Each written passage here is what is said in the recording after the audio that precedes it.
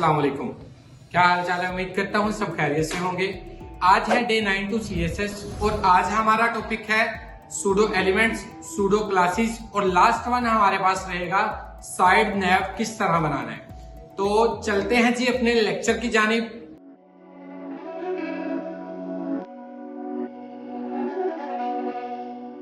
Day 9 के नाम से एक फोल्डर क्रिएट करेंगे। यहाँ पे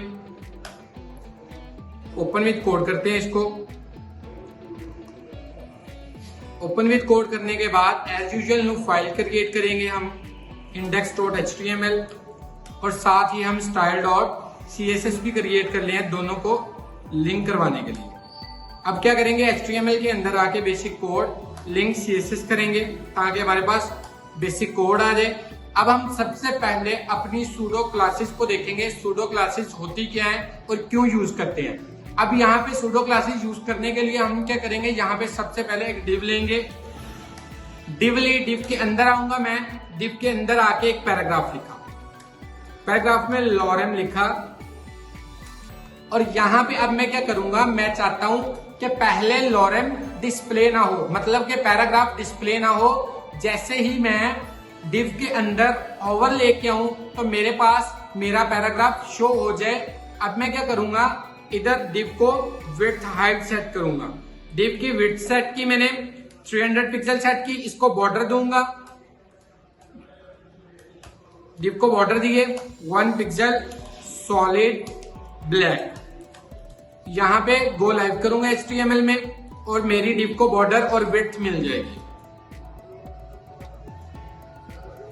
अभी हमारे पास हमारा पैराग्राफ शो हो रहा है। मैं क्या चाहता हूं, एक क्लास यूज करूंगा सूडो क्लास, जो कि होवर की क्लास होती है। हम ऑलरेडी सी कर चुके हैं, वो देखते हैं जी। यहां पे मैंने इसका डिस्प्ले नन कर दिया ताकि पहले कोई भी चीज शो ना हो। यहां पे देखिए मेरे पास कोई भी चीज शो नहीं हो रही। अब मैं क्या करूंगा, बल्कि मैं क्या करता हूं, यहां पे पैराग्राफ का डिस्प्ले, पैराग्राफ विजिबिलिटी हिडन कर देता हूं। अब मेरे पास पैराग्राफ शो नहीं हो रहा। मैं क्या कहता हूं, मैं कहता हूं डिव पे जैसे ही होवर आए तो पैराग्राफ शो हो, उसका डिस्प्ले या विजिबिलिटी विजिबल हो जाए। विजिबिलिटी विजिबल कर देता हूं जैसे ही होवर आएगा। तो यहां पे देखिए जैसे ही मैं होवर लेके आया तो मेरा पैराग्राफ विजिबल हो गया। सबसे पहले हमारे पास क्लास थी होवर क्लास। उसके बाद हम एक्टिव क्लास को देखेंगे। एक्टिव क्लास क्या है।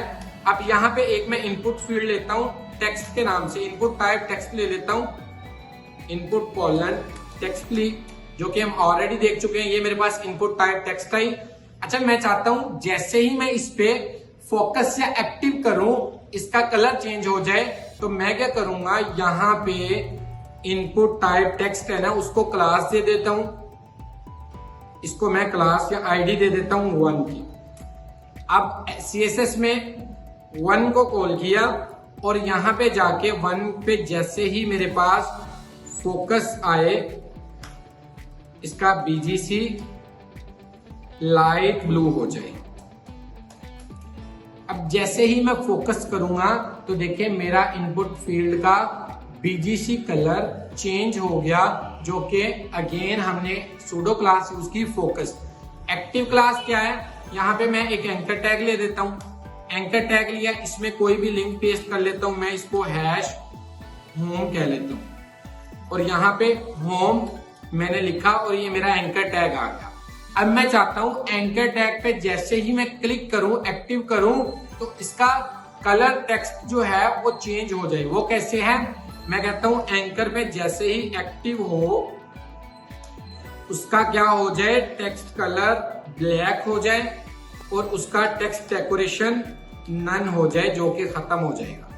अब जैसे मैं इस पे क्लिक करता हूं, यहाँ पे देखिए मेरे पास इसका टेक्स्ट डेकोरेशन भी खत्म हो गया और इसका टेक्स्ट कलर भी चेंज हो गया। ये थी हमारे पास सूडो क्लासेस। नेक्स्ट वन हमारे पास आता है सूडो एलिमेंट्स। अब आते हैं सूडो एलिमेंट्स में। मैं क्या करता हूं, यहां से इरेज करता हूं और यहां पैराग्राफ लेता हूं, चाइल्ड नंबर 1 1। और अब मैं क्या करूंगा, अब यहाँ पे मैं एक यहाँ बॉडी का भी पैराग्राफ चाइल्ड नंबर, यहाँ पे बॉडी चाइल्ड नंबर 1 लिख दिया। अब मेरे पास मेरे पैराग्राफ शो होंगे कुछ इस तरह से, ये दोनों मेरे पैराग्राफ शो हो गए। अब मैं क्या करूंगा, क्लासेस को कॉल करूंगा। कैसे? मैं कहता हूं div के अंदर जो फर्स्ट चाइल्ड है, फर्स्ट p, जहां जहां फर्स्ट चाइल्ड है p कोलन फर्स्ट चाइल्ड, ये भी सूडो क्लास ही है, ये भी फर्स्ट चाइल्ड भी हमारे पास सूडो क्लास ही है। सॉरी, अभी सूडो एलिमेंट्स नहीं है, सूडो क्लास ही है फर्स्ट चाइल्ड भी। अब यहाँ पे मैं क्या करूंगा, जहां जहां p पहला चाइल्ड है उसका BGC मैं चेंज कर देता हूं। यहाँ पे आप अपनी मर्जी से इसका BGC डार्क कलर रख दें। तो ये देखिए दोनों मेरे पास फर्स्ट चाइल्ड है, तो इसलिए दोनों के कलर चेंज हो गए। अब मैं क्या करूंगा, अब यहाँ पे हम सूडो एलिमेंट्स देखते हैं। सूडो एलिमेंट्स सबसे पहले मार्कर, इनका कलर रेड कर देता हूं। अब यहाँ पे मैं जाके अनऑर्डर लिस्ट लेता हूं। अनऑर्डर लिस्ट, उसके अंदर लिस्ट आइटम मल्टीप्लाई बाय 3। अब यहाँ पे मेरे पास देखिए 3 अनऑर्डर लिस्ट के जो लिस्ट आइटम्स हैं, लिस्ट स्टाइल टाइप्स हैं, वो मार्कर यूज करने से चेंज हो गए हैं, जो कि सूडो एलिमेंट है। इसके बाद हमारे पास आता है, अगर फॉर एग्जांपल यहाँ पे मैं हेलो लिखूं तो ये मेरे पास हेलो आ गया। अगर मैं इसको सिलेक्ट करता हूं तो देखिए इसका BGC मेरे पास ब्लू कलर का आता है। मैं चाहता हूं सिलेक्शन करने से BGC चेंज हो जाए, उसके लिए मैं क्लास एलिमेंट यूज करूंगा सिलेक्शन। उसका BGC मैं चाहता हूं रेड आए और उसका टेक्स्ट कलर जो है वो ब्लैक आए। तो यहाँ पे देखें मेरा फॉरन बैकग्राउंड कलर सिलेक्शन करने से चेंज हो रहा है। यहाँ पे सूडो एलिमेंट हमारे पास सिलेक्शन यूज हुआ है। हमारे पास नेक्स्ट वन सूडो एलिमेंट आता है। अब देखें यहाँ पे मैंने अनऑर्डर लिस्ट लिखा, लेकिन उससे पहले हमारे पास यहाँ पे कुछ नहीं लिखा हो। हम चाहते हैं कि अनऑर्डर लिस्ट से पहले कुछ लिखा जाए। उससे पहले लिखवाने के लिए हम क्या यूज करेंगे, बिफोर एलिमेंट का अनऑर्डर डबल कोलन बिफोर, जो कि सूडो एलिमेंट है। यहाँ पे हम कंटेंट देंगे अपना, और कंटेंट जो भी लिखोगे हेलो इट्स कंटेंट, और ये हमारे पास सूडो एलिमेंट से पहले, अनऑर्डर लिस्ट से पहले सूडो एलिमेंट की वजह से हमारे पास कंटेंट लिख के आ गया हेलो इट्स कंटेंट। अब इसी तरह आफ्टर एलिमेंट भी यूज करके किसी भी चीज के बाद भी लिखवा सकते हैं। हमारे पास लास्ट वन आता है साइड नैव। वो हमने किस तरह बनाना है, हमारे लिए ये बहुत जरूरी है कि नैव बार जब भी हमने क्रिएट करना है तो हमें अनऑर्डर लिस्ट के अंदर लिस्ट आइटम लेनी पड़ती है नैव बार के लिए। तो मैंने ऑलरेडी जो के ली हुई हैं। अब मैं क्या करूंगा, हर एंकर टैग, हर लिस्ट आइटम के अंदर एक एक एंकर टैग दे दूंगा। यहाँ पे एंकर टैग दिया #1, और इसको मैं होम के नेम से बना लूंगा। और इसके बाद मैं क्या करूंगा, नेक्स्ट वन में जाके एंकर टैग #2, और इसको मैं कॉन्टेक्ट अस के नाम से बना लेता हूं। और इसी तरह तीसरे में एंकर टैग #3। मैं एंकर टैग इसलिए ले रहा हूं ताकि मेरे पास मेरी जो नैव बार है वो क्लिकेबल रहे, तो इसलिए मुझे यहाँ पे एंकर टैग लेने पड़ रहे हैं। यहाँ पे मैं थर्ड वन में अबाउट अस लिख देता हूं। अब यहाँ पे मेरे पास कुछ इस तरह से ये तीनों शो हो गई हैं। अब मैं क्या करूंगा, अब यहाँ पे जाके सबसे पहले तो बॉडी का मार्जिन जो होगा वो 0 करेंगे, ताकि हमारा जो टोटल कंटेंट है वो बॉडी के साथ लग जाए। इसके बाद हम ऑर्डर लिस्ट में आएंगे। अनऑर्डर लिस्ट के अंदर आने में हम क्या करेंगे, इसका भी मार्जिन 0 कर देंगे, ताकि ये हमें बॉडी के बिल्कुल साथ मिले। साथ इसमें हम पैडिंग भी 0 करेंगे, और इसके बाद हम इसका लिस्ट स्टाइल टाइप खत्म कर देंगे। ये जो हमें बुलेट्स लग के आ रहे हैं ये हमें नहीं चाहिए। तो हमारे पास कुछ इस तरह से ये बिल्कुल बॉडी के साथ लग गया। साथ में इसकी विड्थ में कर दूंगा 25%। इसका BGC में थोड़ा लाइट कलर कर दूंगा, लाइट ग्रे कलर कर देता हूं। और साथ में इसका टेक्स्ट कलर मैं कर देता हूं व्हाइट। मेरे पास कुछ इस तरह से। अब मैं क्या करूंगा, अब इसकी हाइट कितनी कर दूंगा 100%। कंट्रोल एस, यहां पे मेरे पास इसकी हाइट 100% होगी। अब मैं क्या करूंगा, अब इसका ओवरफ्लो क्या कर दूंगा, ऑटो करूंगा, ताकि हमारे पास एक स्क्रॉल बार लग जाए अगर ओवरफ्लो आए। इसके बाद एंड में हमने क्या करना है, हमने इसका पोजीशन क्या कर देनी है, हमने फिक्स्ड करनी है। उसकी वजह से हम कंटेंट को मूव करेंगे, लेकिन हमारा जो नैव बार होगा वो मूव नहीं करेगा। ये हमारे पास थोड़ा साइड नैव कुछ इस तरह से शो हो रहा है हमारे पास। अब मैं क्या करूंगा, अब एंकर टैग्स पे काम करूंगा। लिस्ट के अंदर अनऑर्डर लिस्ट में, लिस्ट के अंदर जो एंकर टैग्स हैं उन पे काम करूंगा। किस तरह, सबसे पहले तो टीडी टेक्स्ट डेकोरेशन इनका खत्म कर दूंगा, जो नीचे अंडरलाइन आ रही है वो खत्म करूंगा। अब इनको पैडिंग दूंगा, टॉप बॉटम से 8 पिक्सल और राइट लेफ्ट से 16 पिक्सल। तो ये मेरे पास कुछ इस तरह से आ गए। अब मैं क्या करूंगा, अब इनका बीजीसी सेट कर दूंगा अपने हिसाब से, जिस हिसाब से मुझे चाहिए। और यहां पे मैंने इनका बीजीसी क्या कर दिया, ये। और अब मैं इनका बीजीसी टेक्स्ट कलर इनका मैं कर देता हूं, ये मेरे पास कुछ इस तरह से आ गए। अब मैं चाह रहा हूं, अब इनको मैं एक प्रॉपर बॉक्स बनाना है। तो बॉक्स बनाने के लिए मुझे पैडिंग को टॉप बॉटम से थोड़ा सा इंक्रीज करना पड़ेगा।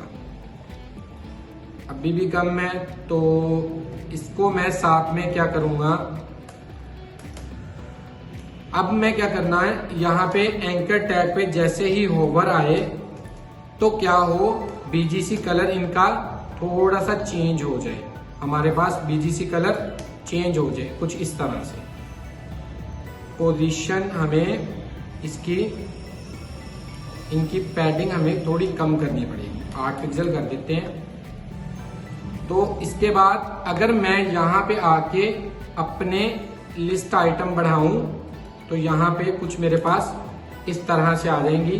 अभी यहाँ पे मैंने लिस्ट आइटम इंक्रीज की हैं, तो मैं क्या करता हूँ, मैं अब style.css में जाके, हमें पता है जब हम एंकर टैग लगाते हैं तो वो एक लाइन में आती हैं, तो उनका हमें डिस्प्ले चेंज करवाना पड़ेगा, डिस्प्ले ब्लॉक लेवल करना पड़ेगा, ताकि हमें एक ब्लॉक की सूरत में हमें टोटल हमारे जितने भी एंकर टैग लगे हैं वो शो हो जाए। यहाँ पे देखिए हमारे पास कुछ इस तरह से हमें शो हो रहे हैं। अब मैं क्या करूंगा, अब यहाँ पे जाके index.html में अनऑर्डर लिस्ट के बाद एक डिव लूंगा, उसके अंदर पैराग्राफ lorem मल्टीप्लाई बाय 5 कर देता हूँ।